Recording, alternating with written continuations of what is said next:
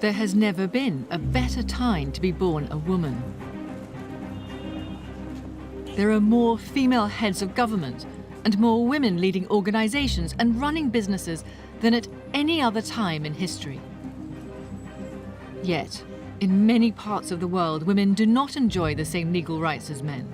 They are relegated to unequal spheres without access to education or employment. And for many, the right to live free from physical and sexual violence is still a dream.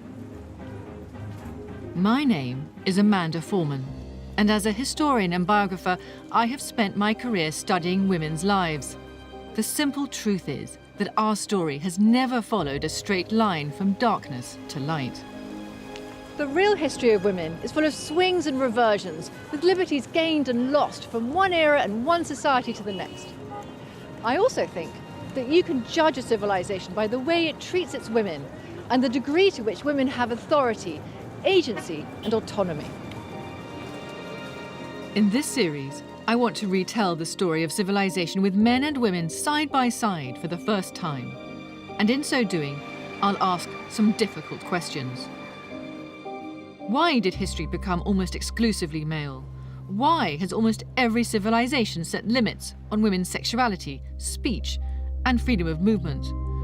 And what makes the status of women so vulnerable to the dictates of politics, economics, or religion?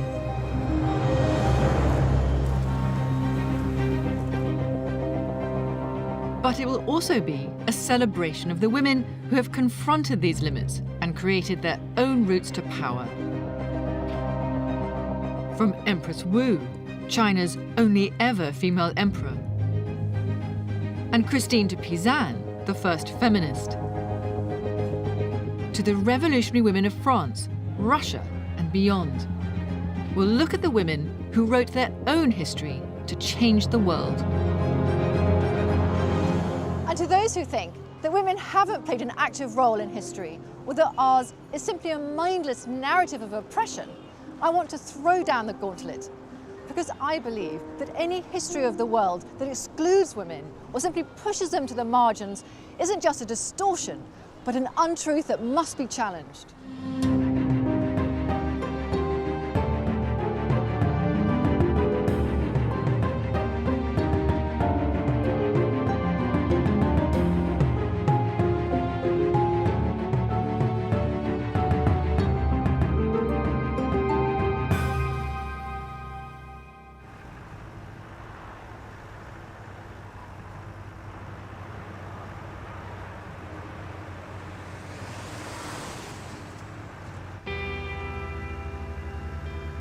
The hard truth is that in almost every civilization, women have been deemed the secondary sex. It's an idea that has become so ingrained, it's been written into history as a biological truth. But why did this happen? Have human societies always followed this pattern? And how far back do we have to go to find an alternative story? To begin to answer these questions, I've come to Anatolia in central Turkey, wedged between the nomadic worlds of the steppes to the north and the civilizations of Mesopotamia to the south. These lands are the site of numerous archaeological discoveries, from prehistoric settlements to female figurines that reveal fundamentally different ideas about how early societies organized themselves.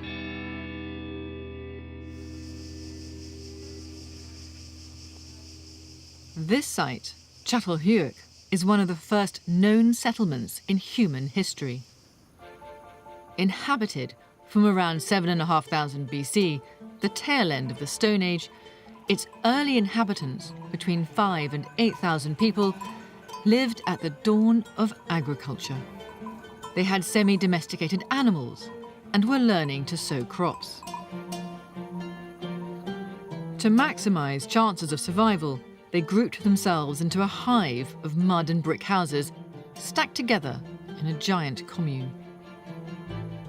What's special about this place is that after 20 years of excavations, archaeologists believe that Catalhöyük didn't structure itself along rigid ideas of gender, where the biology of men and women determined their roles. Instead, archaeologist Ian Hodder thinks it was an aggressively egalitarian world where all hierarchies were non-existent. We've looked and looked and looked, and we just don't find any evidence of a big ceremonial centre or a chiefly house. All there is at Catalhöyük is just lots and lots of houses, much the same size as each other. We see these houses that look like they could produce more and could become quite dominant, but there seems to be this cap that stops them doing it.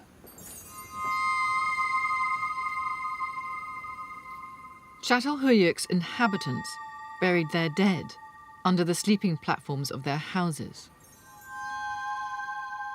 And from analysing their DNA, the wear and tear on their bones and the soot from their lungs, Ian's team have discovered that both men and women ate the same diet and that there was little gender division of labour or domestic space. Astonishingly, the burials also stressed communal ties rather than blood ties or gender, suggesting that even the family didn't exist in the way we know it. We assumed that the people buried beneath a house floor would be a nuclear family, but it turned out when we did some genetic studies that they're not, that the people buried beneath the house floor are no more closely related to each other than people in different houses. So it seems that soon after birth, children were sent to foster or to live in other houses across the whole community. So the whole community, in a way, was one great family tied together by many things, including biological links.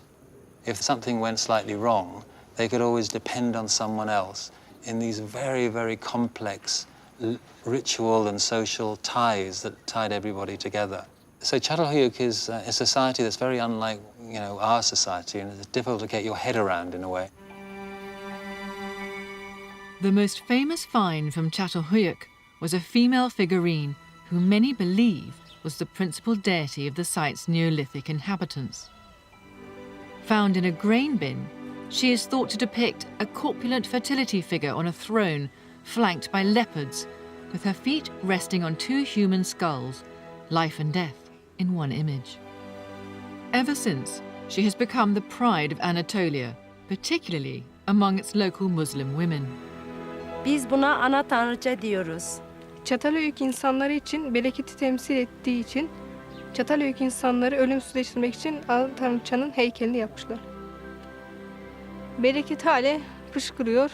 İnşallah halen gelecekte de inşallah böyle olur.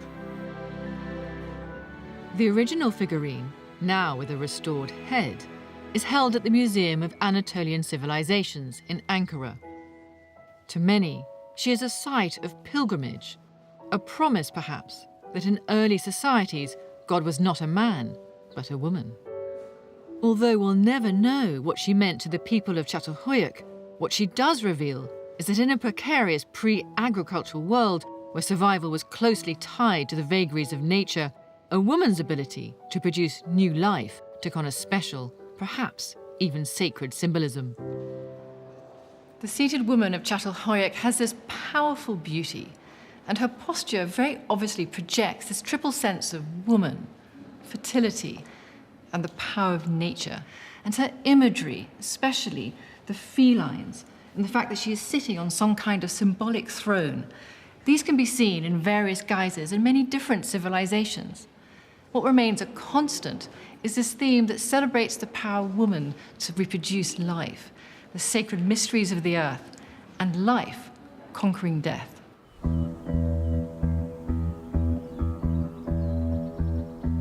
In the following millennia, as agriculture became increasingly controlled, society began to organize itself around more recognizable divisions of gender. Women's roles became tied to motherhood and the home. Their status became secondary to men, who took control over property and public space, ideas that in later religions would become the natural order of life. To best understand why this started, we have to look at the first civilizations that emerged in Mesopotamia. The first was Sumer, which developed around 4000 BC between the Tigris and Euphrates rivers in what is now war-torn Iraq. Originally a collection of up to 20 city-states, Sumer continued first under the Babylonian Empire and then under the Assyrian until the 6th century BC. Over its course, it saw huge changes in the status and roles of women. The Sumerians were a dynamic and intellectually curious people, and life in the Fertile Crescent, where the first agricultural revolution took place, created such abundance that they were able to channel their energies into great inventions, improvements and discoveries that literally changed the world. The Sumerians harnessed the great power of the Tigris and the Euphrates to create the first irrigation system. They invented the wheel, the plough, mathematics. They studied the stars and created the first calendar. And most important of all, they invented writing in 3300 BC. And in this world, women thrived. In the temples, the high priestesses had the same power and status as the high priests. In the legal world, women had access to the law and could represent themselves. In business, women had no restrictions. And in family, when they entered into a marriage, women brought their own property and they could get divorced. And in education, women could study writing just as much as the men.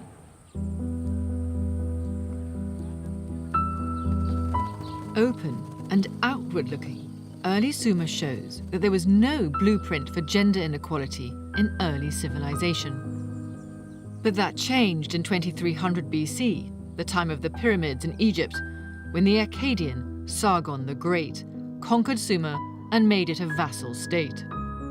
In this new world, women began to lose the freedoms that they had once enjoyed. Their participation in the economy was restricted. They were shut out from education and their professions. But most important of all, women began to be excluded from positions of power and public space. Ironically, it was the abundance of the Fertile Crescent that caused this change. Alongside agricultural surplus came class and the unequal distribution of wealth. Out of that came armies and military rulers to claim power, and who wanted to pass that power down to their male heirs.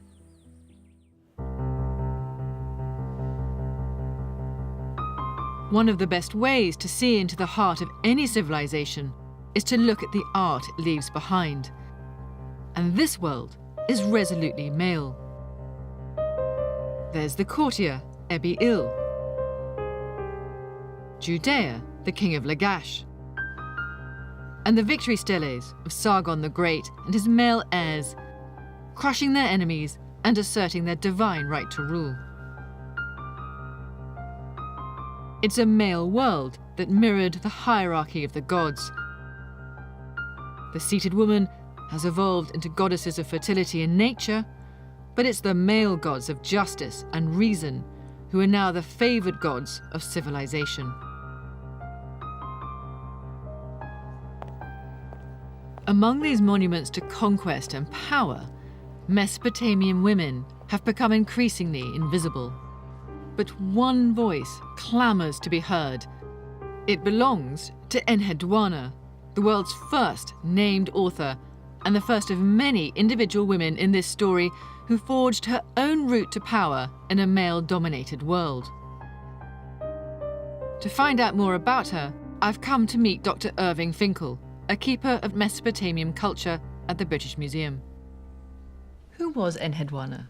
Well, Enheduanna was the daughter of King Sargon I, who was the first king, in fact, to unite what we call Mesopotamia into a single empire. And she was appointed by her own father to be the En priestess, as we call it, En, the En priestess of the moon god in the city of Ur, which was the highest religious appointment in the culture at the time. It was the opinion position in order for the religious world to function, and she was in charge of it all. Enheduanna created the world's first literary masterwork, a collection of 42 hymns written on clay tablets in praise of all the temples and gods in her father's empire, and which played a vital role in legitimizing his rule. One could, I think, argue that this had some kind of uniting effect, because the antecedents of political life in Mesopotamia were independent city-states, each of whom had their important god and their important temple, and to some extent they were rivals. And it would be a legitimate point to think that Sargon thought if Enheduanna sits in this chair and produces this thing, it will be rather useful because everybody will see that all the temples and all the gods are one system, and it is a manifestation of the unity of the country and the gods who were all part of the same environment. Like so many women, this made Enheduanna the cultural power behind her father's throne, and she knew it because she signs her work, making it the first signed piece of literature in history by a man or a woman. But I think her most telling work is her poem, The Exaltation to Inanna, a stunning hymn in which she allied herself to the goddess of fertility, nature, and destruction. Mistress of heaven, my lady, you are the guardian of the great divine powers. In the van of battle, all is struck down before you. With your strength, my lady, teeth can crush flint. You charge forward like a charging storm. What makes the poem revolutionary is that she included within it elements of her own life, passionately repeating her name. I am Enheduanna, she writes. I am the brilliant high priestess of Nana. 4,000 years ago, the use of the word I in poetry was simply unheard of. Enheduanna wasn't just the first woman, she was the first writer to personally identify herself. What makes this declaration, I, Enheduanna, so moving is that we have, at the dawn of civilization, this beautiful and confident statement of the female, I am.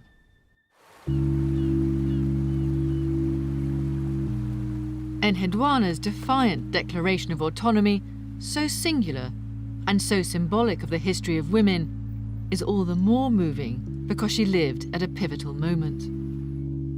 Before her, Sumerian women had equal status to men, yet after, as the laws of society became ever more fixed around the patriarchal family, women's rights became increasingly controlled and curtailed.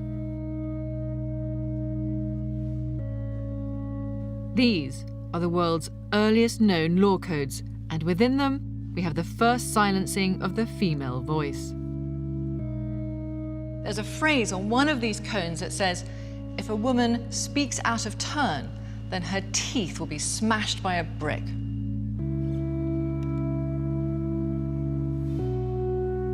Dating from 1770 BC, the most complete of the Mesopotamian laws is the Code of Hammurabi, whose Babylonian empire had now taken over as the regional power. Inscribed on a phallic piece of black obsidian, it shows Hammurabi receiving the laws from Shamash, the god of the sun, justice, and order, whose mission was to protect the weak from the strong. And here, in its 282 intricately carved laws, is an eye for an eye, a tooth for a tooth, for the first time. Considered by many to be one of the foundation stones of world civilization, what's clear is that they are a mixed blessing for women. On the positive side, the code recognized a woman's basic right to own property. This was vital because it gave women legal protection when it came to control over their dowries and inheritances. The law also forbade arbitrary ill treatment or neglect. Wives who were ill or barren couldn't simply be discarded. And in divorce, women could keep their dowries. In widowhood, wives had the right to use their husband's estates for their lifetime. Fundamentally, the women of Mesopotamia were recognized by law as being distinct persons. Yet, on the negative side, the code was a blow to women's economic and sexual freedom. Unlike Sumer, women were forbidden from doing any kind of commercial activity outside the household. But far more damaging, in my opinion, was the power it gave to men over women's bodies. The law legalized patriarchy. Husbands and fathers now owned the sexual reproduction of their wives and daughters. This meant that women could be put to death for adultery, that virginity was now a condition for marriage, and in the case of rape, it wasn't just an assault against a woman, it was an economic offence against a man. For example, if his daughter was raped, he suffered the loss of her bride price. She was, in a sense, damaged goods. Now, it's important to recognise here that we don't know how these laws worked at a local level. They are an ideal. But the driving force of these laws shines through. Male authority and patriarchal notions of male honour are now sacrosanct. If Hammurabi's Babylon marked a downward shift in the legal status of women, then the next imperial power in the region, the Assyrians, would reduce it even further. As evidenced in their oversized art, all battles, prisoners and male gods, this was a world obsessed with male virility. Evidence not of an outward-looking culture like early Sumer, but a militaristic one that expanded through pure conquest.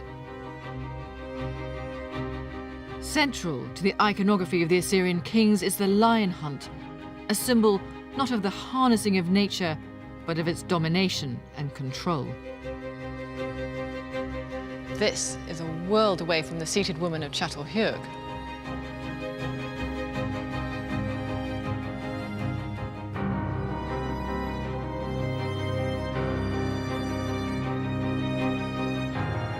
The 112 Assyrian laws dating from the 12th century BC are now housed in Berlin. Over half deal with marriage and sex. In them, many of the protective measures for women in the Hammurabi Code are taken away, and the price for non-compliance is ever more brutal. What's so striking is how the laws so deeply enshrine the patriarchal double standard. Men can do what they like to their wives. They can ill-use them. It says here explicitly that they can pull out their hair and twist their ears. They can throw them out into the streets without their dowries. They can pawn them without any protection. In short, they can do anything they like except kill them without cause. What's more, for women, they have no economic rights and many burdens.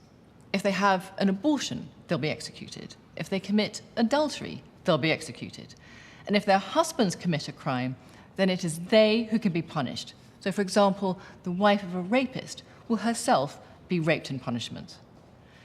In my opinion, this is a harsh society where the law has become a charter for male oppression.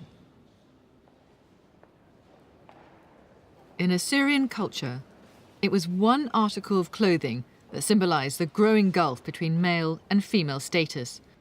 On this tablet, Law 40 is the first known veiling law 2,000 years before Islam. And it's astonishing how little known this is, given the legacy it has left behind. To explore it, I've come to meet a group of Middle Eastern women from the countries that were once ancient Assyria. يجب أن لا تخرج النساء المتزوجات والأرامل والنساء الآشوريات ورؤوسهن مكشوفة في الشارع. يجب أن ترتدي بنات الطبقة المرموقة الحجاب، سواء بحجاب أو رداء أو عباءة. ويجب على المحيض في الشارع مع عشيقها ارتداء الحجاب. لا يجب أن ترتدي العاهرات الحجاب، يجب أن يكون رأسهم مكشوف. The laws divided women into 5 categories: wives and daughters of the upper class, concubines, temple prostitutes, harlots, and slave girls, dividing in their eyes the respectable from the unrespectable. The punishments for transgression are pitiless. أي رجل يرى عاهرة محجبة عليه القبض عليها وتضرب بعصا الخيزران 50 ضربة. أي رجل يرى عبدة مرتدية الحجاب عليه القبض عليها وجلبها للمحاكمة. سيتم قطع ذنيها ويمكن للرجل الذي اعتقلها أخذ ملابسها.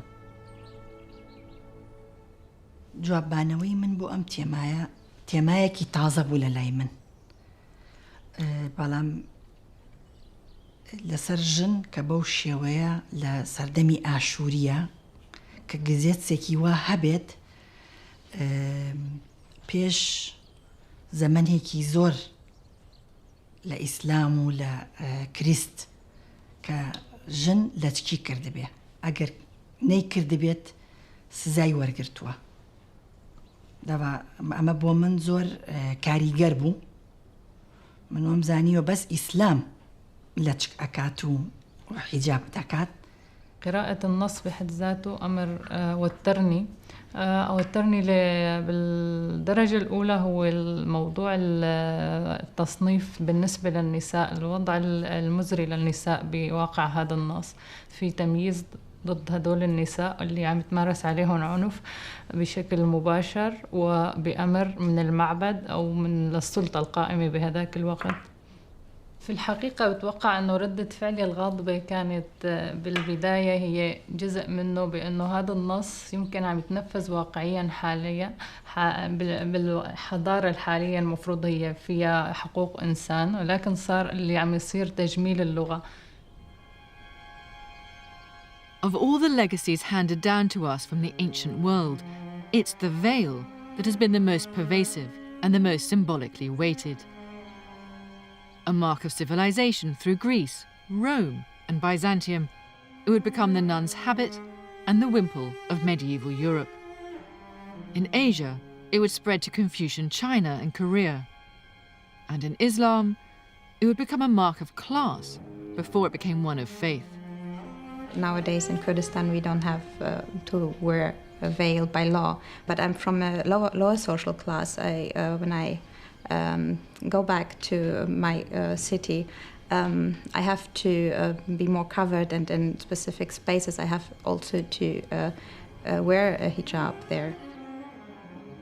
What this reminds us is that there is a long history to the veil whose complexities and contradictions were there from the start. I don't think it's surprising that such a testosterone-filled society as Assyria would be among the first to pass a veiling law on women. Still, it's important that we don't prejudge the veil or what it meant in ancient times. On one level, it is all about male ownership and male control. But on another, ironic though it may seem to us, the veil was a way of giving women a liberty and freedom to go outside into the public space without compromising themselves or losing the protection of their husbands. In some measure, what the veil took away, it also gave back. It both limited women, but also protected and gave them freedom in what was essentially a man's world.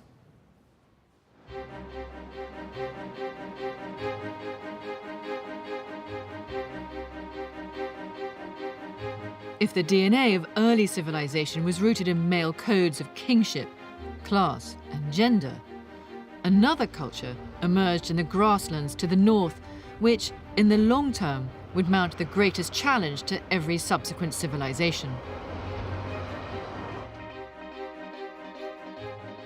Stretching from Ukraine in the west, across Kazakhstan and South Russia, to Mongolia in the east, the Eurasian steppe was home to the nomads, most notably the Scythian, Sarmatian and Pazyryk tribes.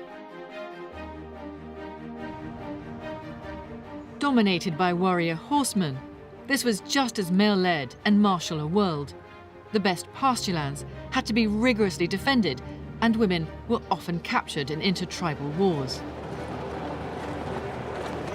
But recent archaeology has revealed evidence of gender relations within the tribes that proves that the control and submission of women was not an inevitable development in ancient culture.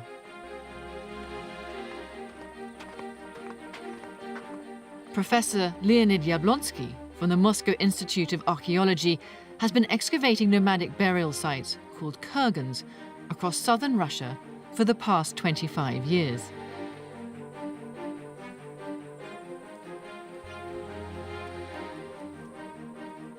Over the course of his long career, he has discovered hundreds of burials that reveal the centrality of women to nomadic culture.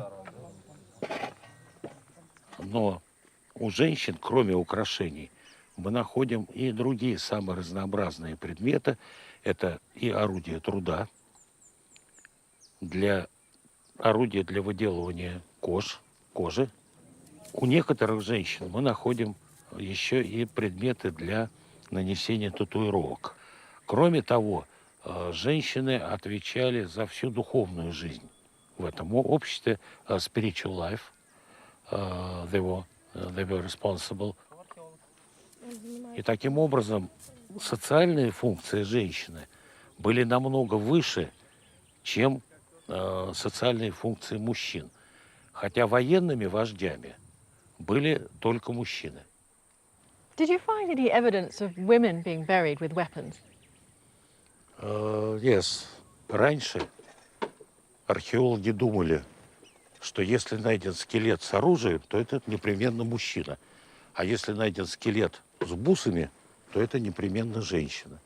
Но потом, когда научились определять пол по костям скелета, оказалось, что это не так. И антропологи, физические антропологи, нам показали, что мы очень часто ошибались. Many of Professor Jablonski's finds are now housed in the National Museum in Orenburg. The female graves contain a remarkable variety of treasures.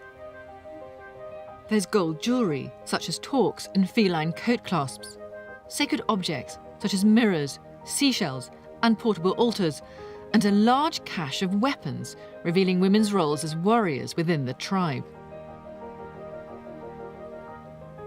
Смотрите, очень маленькая ручка.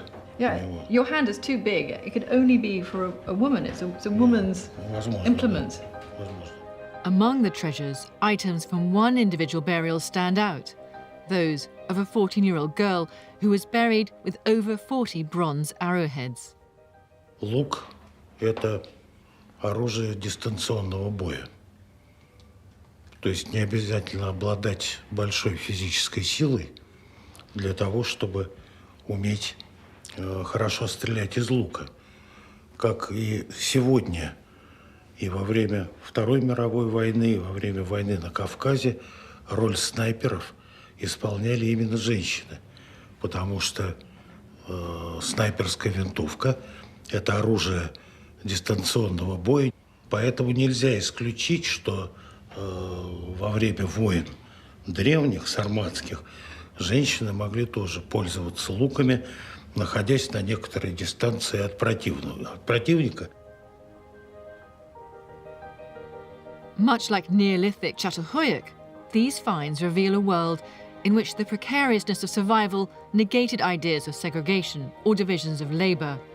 Women's roles were not confined to their biological functions or to domestic space. The nomads were, if you will, a kind of third way, different from the empires and city-states around them. And as for the urban codes that governed land, property, status, the family, none of these applied to them. And what this meant for women was that their value extended far beyond being simply someone else's property or producing sons. They were recognized because of their skills and because their contribution to society was absolutely necessary. It just goes to show that biology isn't everything.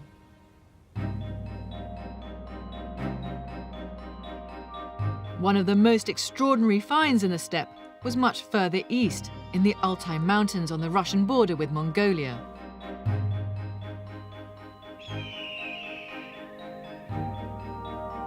These lands were home to the Pazyryk tribe, whose territories straddled the trade routes of China, India, and Persia.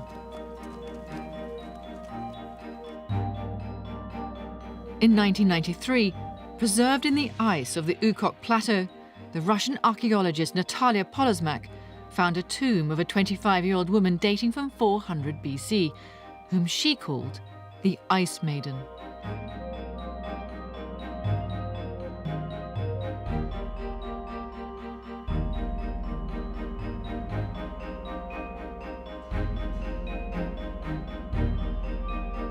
Buried with her were 6 horses sacrificed for her journey into the afterlife, portable tables and altars containing coriander seeds and a last meal of mutton, and a leather pouch containing a precious silver mirror, revealing her status as a revered religious leader for her tribe. Controversially flown to Moscow to be studied and preserved, she has since become a symbol of national pride to the peoples of the Altai after years of Soviet rule.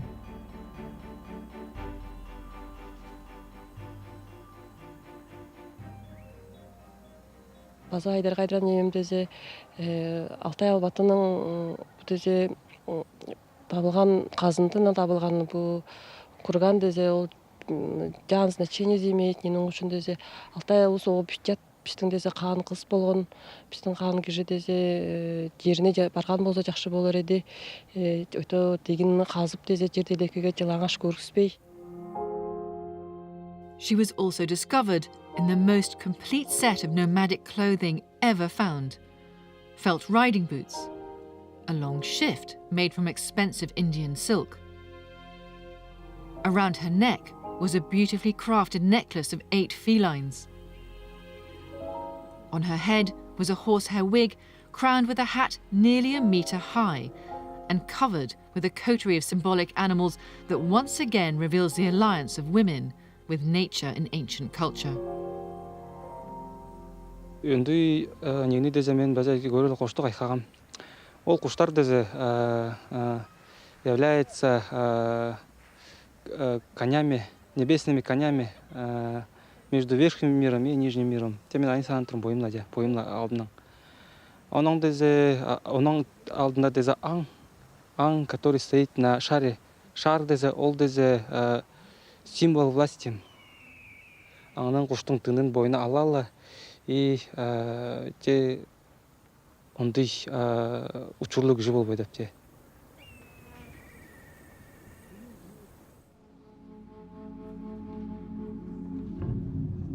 Now housed in the National Museum in Gorno-Altaysk, the mummy of the Ice Maiden has made an emotional return home after 19 years. And what her body reveals is perhaps the most significant find of all, a set of animalistic tattoos which reveal her special status within the group. She's covered in these mystical creatures that go all the way down both arms, down to her fingertips.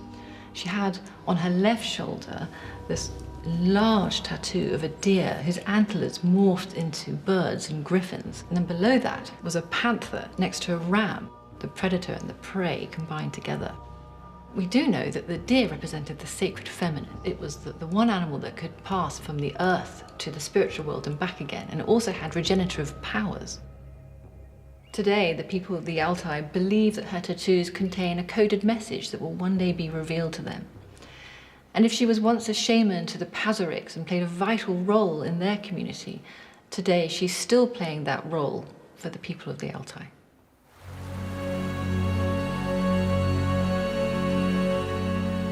The nomads are often written out of history as being illiterate and unimportant, but I believe they left a legacy that has proved to be exceptionally powerful and long-lasting. The first was the marshalling of an economy between East and West that came to be known as the Silk Road. But second, and equally important, was the active roles of women that made the nomads the great other in ancient culture, and which culminated with the Mongol leader Genghis Khan putting his daughters in charge of the world's largest ever empire.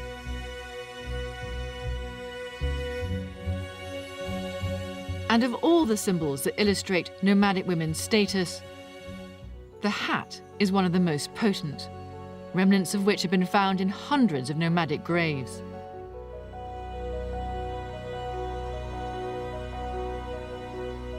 Adorned with gold and precious stones, these hats are still used across the steppe today as a portable bank account controlled by women and passed down from mother to daughter. It's more than just a piece of fabric. It has immense power. Like the veil, it denoted a woman's wealth and status. But in this case, it wasn't about modesty or chastity. It was about a woman's power and agency. In other words, it was about how a woman was perceived and how she perceived herself. As is so often the case in this story, a reaction against nomadic life led to a radical redefinition of women's place in the world. By the 6th century BC, the dominant forces in the Near East were Persia and the city-states of ancient Greece. And if Persia incorporated both Assyrian and nomadic influences into its empire, the Greeks, in particular Athens, would define their identity in opposition to their barbarian neighbours, with destructive consequences for women. Standing at the centre of Athens, a symbol of everything it stood for, was its most famous building, the Parthenon. Built by the military leader Pericles to celebrate their victory against the Persians, it was a reminder to the Athenians about who they were and why they were so special. And each of its sides tells a founding myth of the city. Behind me, on the east, were the 12 gods of Mount Olympus fighting the giants and establishing once and for all their claim to power. But on the south side, the long side, that showed King Theseus fighting the centaurs. These are the mythical half men, half beasts. And here, the centaurs are a stand-in for the barbarians who lived to the north beyond the Black Sea. But to my mind, what's the most interesting and really the most revealing about the Athenians themselves is what's depicted on the other side, the west, the side that faces the setting sun. Because here you have the Greeks fighting these wild warrior women, Amazons. And although the fighting is deadly and violent, it's clear that the Amazons are no match for the noble Greek male. The Greek fascination with the Amazon myth, one informed by the nomadic women of the steppe, reveals the deep paranoia of Athenian society. Independent and free, the Amazons were the antithesis of Greek ideas of social order and citizenship. Slain and subjugated, they are symbols of the triumph of civilization, this time Greek civilization, over barbarian monstrosity.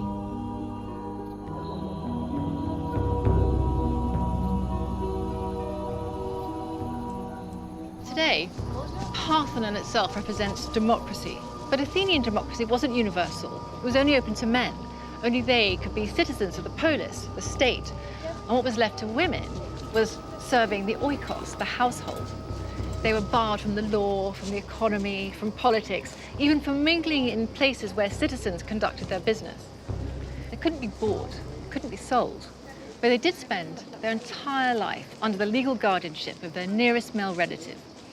When they were 14, this changed from being their fathers to their husbands, and only he could represent them in public outside the home.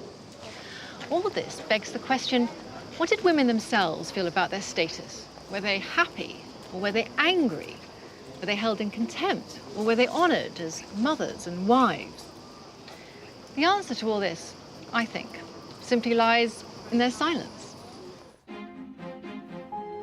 The Athenians' obsessive, inward-looking culture, their fixation with male honour and racial purity, meant that its women were so controlled that they are almost totally absent from the public record.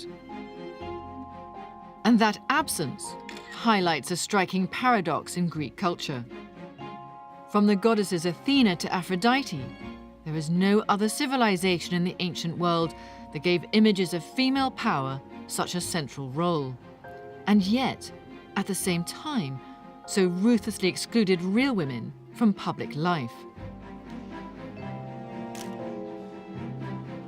As evidenced by their tombstones, identikit images of female modesty, what was demanded from Athenian women was their obedience, chastity, and above all, sons to perpetuate the family line.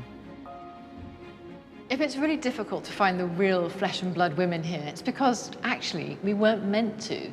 That wasn't the point of the tombstones. They were made to project certain ideals, such as wealth, status, honour. In other words, it was about citizenship and the family with a capital F.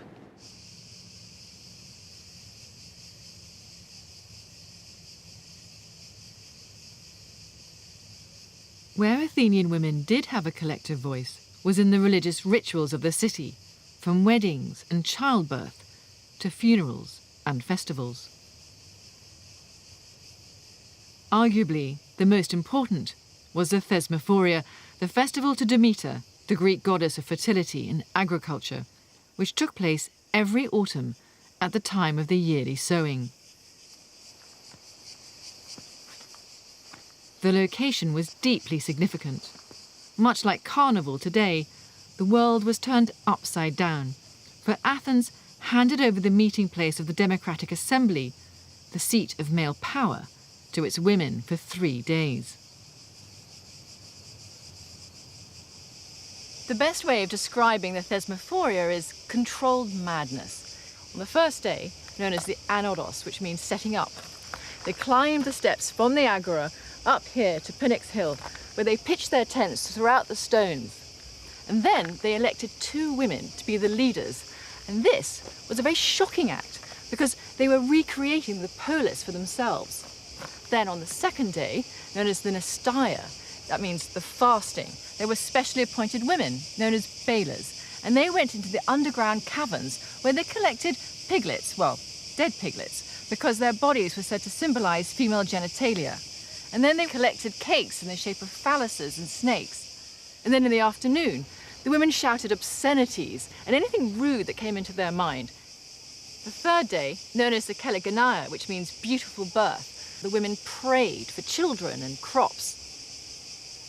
What this all signified was twofold. First of all, it was an ancient fertility rite, going back thousands of years, and it was linking female fertility with divine madness. But second, and equally important, was the element of control. Because here, women's sexuality was being harnessed by the state in the service of the state.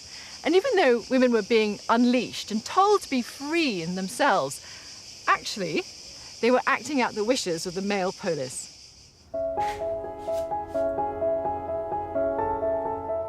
The most striking symbol of male control was once again a piece of fabric. For what may come as a surprise is that Athens adopted the custom of veiling from ancient Assyria, and it would be from here that it would later end up in Rome, Byzantium, and Christianity. Formerly the right of royal women, by the 5th century BC, the wife of almost every citizen wore a veil. Again, it was a way of making the status of women more discernible so as to better regulate them. There's no equality between a man and a woman. A woman is always down from a man. Women are something like property for a man. So he has to have his wife only for himself and in the house. He can go away and go across the street as he is, but a woman could not do that.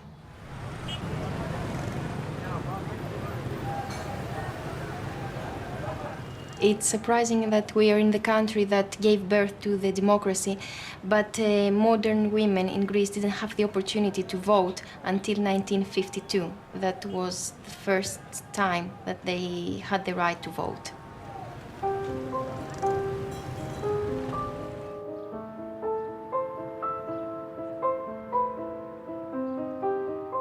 The best evidence for how widespread veiling was in ancient Greece is a collection of votive statues called Tanagras, now housed in the Louvre Museum in Paris.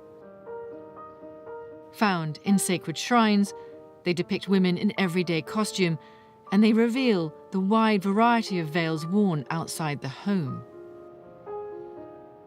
The most common was the Himation shawl, which could be pulled over the head to cover the hair. There are Pharos veils, both covering the hair as well as the lower face. But the most striking is the Tegedion, a full face veil with eye holes, which literally meant little roof, a symbol of the male house under which married women and daughters were protected. Like in ancient Assyria, the veil was a marker of class, but in Greece, it embraced something much darker, a deep phobia of the female body, and the idea that women's inferiority wasn't man-made, but rooted in nature. The women of Athens had probably the worst conditions of any woman in the ancient world.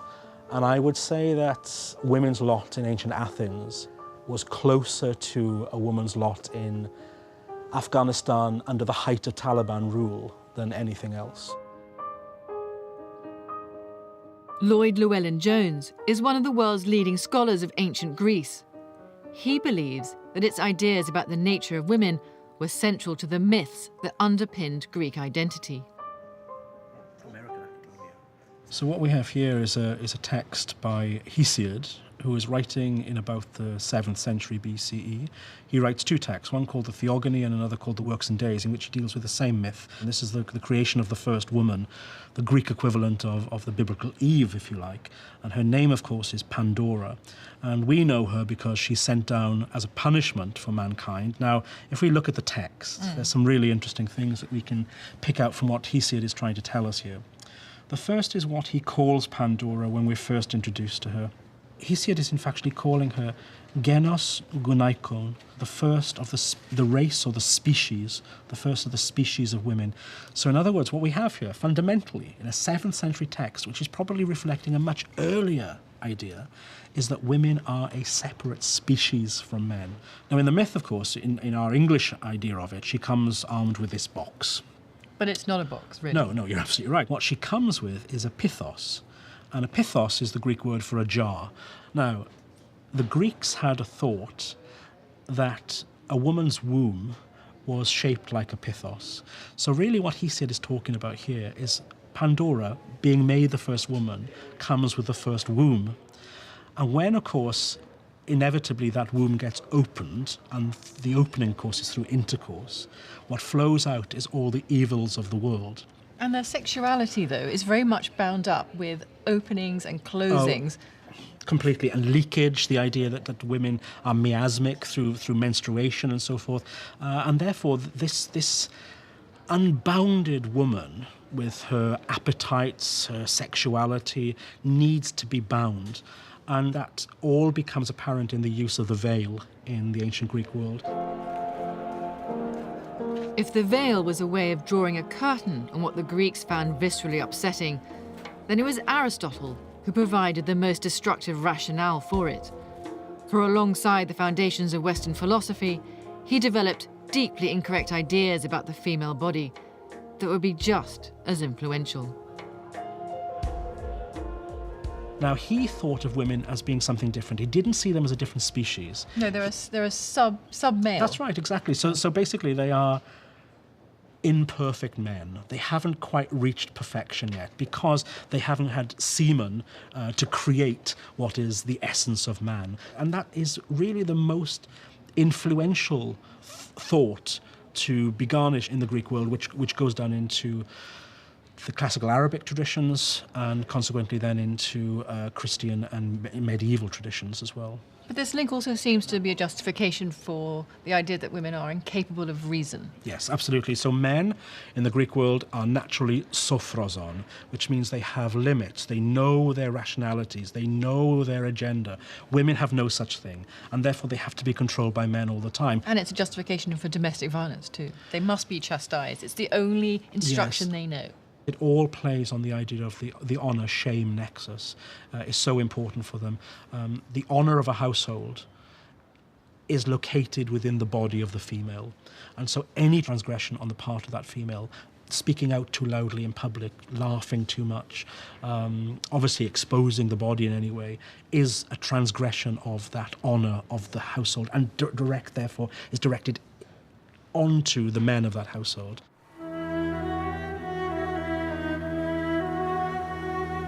If this is one of the least acknowledged legacies the Greeks have given the world, the segregation of women from civic life was not universally practiced. These glorious portraits date from Roman Egypt in the 1st century AD, a period of great cultural crossover between the two empires that were open and outward-looking.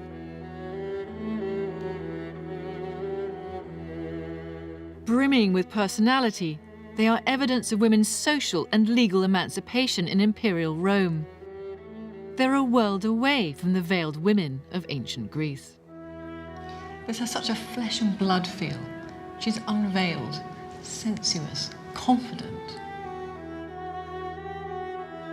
What they tell us is that even if early Rome absorbed Greek ideals of female virtue, the more it grew into an imperial power, the more it looked to other civilizations, like ancient Egypt, whose ideas of citizenship had always included women.